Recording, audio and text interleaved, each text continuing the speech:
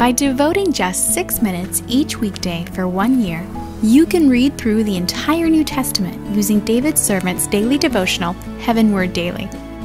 Order your copy at heavenword.tv. Welcome back. It's great to be together again as we continue our chronological study through the entire New Testament. We are finishing up Matthew chapter 13. And Jesus has just finished the parable of the dragnet, in which he told that privately to his disciples and gave them the instant explanation. I love the parables mostly because it's not hidden from us. It's not hidden from the disciples and the followers of Jesus Christ.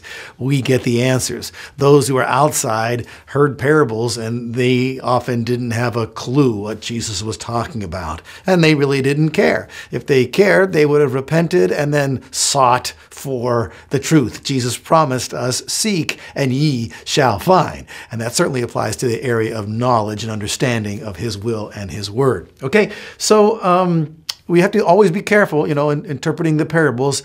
They are just a comparison of things that are basically dissimilar, but which share some similarities, right? And so be careful you don't cross the line from going from similarities to dissimilarities. In the parable of the dragnet, it's obvious. I mean, we can learn from that parable that there's going to be a judgment one day. There's going to be a separation of the righteous from the wicked. The angels are going to be involved in the gathering of them all up. And at the end, the wicked are cast into hell. All that is obvious. But don't think that according to this parable that we can assume that God's judgment of the righteous and the wicked is going to take place on a beach. Or that he's going to put, the wicked, which are represented by the bad fish, that he's going to put them into containers. I forget what we said now. It was the righteous, the wicked, I think it was the righteous, put them into containers. We're not going in containers. Okay, so don't be taking the parable too far. And at the very end, in verse number 51, let's read this again. Have you understood all these things? And they said to him, yes, we understand that. So why did he want them to understand? He wanted them to understand so they could apply it to their own lives, but also so they could teach others. Okay, Jesus is preparing these guys for their ministries. And that's probably why he says in verse 52, therefore, every scribe who has become a disciple in the kingdom of heaven is like a head of a household who brings out of his treasure things new and old. And so these guys are disciples of the kingdom of heaven, and they're going to be teaching others what they know, bringing out of their treasure things new and old. Jesus is filling up their treasure right now with some of those things, and they're based on old truths, but also new truths that Jesus has brought out. Okay, praise God for that revelation. And then when Jesus had finished these parables, he departed from there. And so that kind of ends that section. Now, we enter into a brand new section here in verse number 54, where Jesus goes back to his hometown of Nazareth. This is recorded in all three of the synoptic gospels. It's very interesting. Mark provides a couple of little details that Matthew doesn't include, but Luke, oh my goodness, Luke really tells the story here. And so we're going to have to spend some time in Luke as we look at this instance. But again, in Matthew 13, verse number 54, he came to his hometown, that's Nazareth. He began teaching them in their synagogue.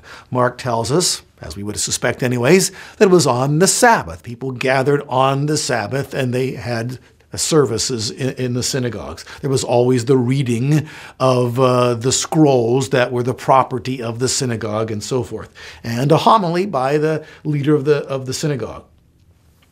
And we continue reading in verse 54. So that they were astonished and said, where did this man get this wisdom and these miraculous powers? Now, he didn't do anything outstanding there in Nazareth, but his reputation had preceded him. We'll see that very clearly when we come to read Luke's rendition of this time. But verse number 55, Jesus, they go on to say, is not this the carpenter's son? Is not his mother called Mary, and his brothers James and Joseph and Simon and Judas? And his sisters, plural, are they not all with us? Okay, so all those folks just remained in that little town of Nazareth in Galilee. Jesus was their big brother, but here's a reference to his mother, a reference to his father, reference to 4 brothers and, sisters, plural, at least 2. So Jesus at least had 6 siblings, right? He was in a family of at least 9 people altogether, and perhaps even more if there were more than 2 sisters, which there likely, were more than 2 sisters. But they're just saying, you're just like you're one of us. You grew up here. So we hear these reports of these miracles you're doing, and we hear you speaking, and wow, you sound so amazingly wise. Where did this all happen? Now, we don't know the tone of their voice as they're speaking these things. We can't see the videotape of the expressions on their faces, but Mark does tell us in his version that they took offense at him. Okay, so they were not pleased. I don't know why. People hate to see their hometown fellow people, go out and make it big and do good for themselves. Or maybe that was it, just jealousy or what. I can't imagine what it was. The right attitude would have been to say, wow, something we missed here all those years. Let's go listen and try to figure out and ask him point blank, what's going on here with you? Because you were at one time just one of us. You grew up here. What's happened to you? And he could have then told them, but they weren't sincere in their hearts. They were actually full of unbelief.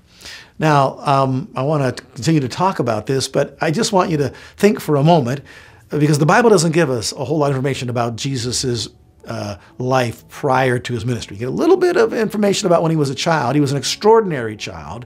We know, of course, that Jesus never, ever sinned his entire life, so he had a reputation of being a very holy man. That's why, remember, John the Baptist objected to baptizing Jesus. I should be baptized by you, not because he knew he was the Son of God, because he knew his reputation. He was a very holy man.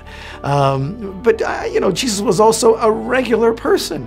He wasn't always just standing there, with some solemn spiritual look on his face, with some kind of religious symbol, staring off into the distance. No.